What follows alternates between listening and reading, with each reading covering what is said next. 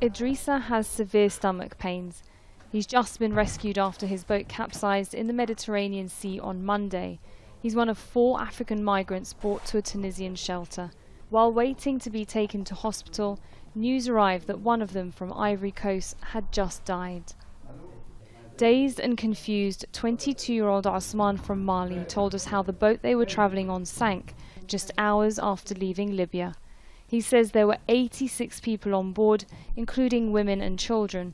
83 are now missing, feared dead. We left Zawara for Italy, water poured in and the boat split into 2. People were panicking and drowned. I held onto a part of the boat for 3 days. Every migrant at this shelter near the border with Libya has a story to tell. Some told us about how they survived a boat capsize in May when 60 people drowned. Others from Sudan say they were held in Libyan detention centres and made to fight for different warring factions. Since April's assault on the Libyan capital Tripoli by forces loyal to warlord Khalifa Haftar, the Red Crescent says the number of those arriving has increased.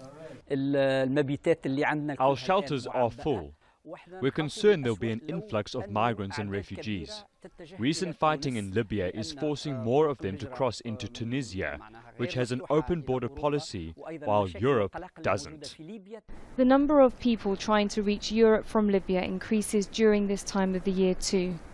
It's a beautiful day here in Zarzis, and plenty of Tunisian families are enjoying the weather and the beach as well. But somewhere out there in the Mediterranean, hundreds of migrants have died and have gone missing just this year alone, all in an attempt to build a better future, they say, in Europe. Earlier this month, Doctors Without Borders criticised Tunisia for its lack of an asylum system, making it unsafe for migrants and refugees. A draft law to process asylum seekers was put together in 2014, but it is yet to be adopted.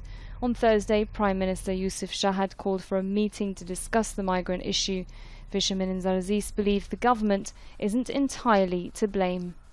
The European Union needs to take more responsibility for those people.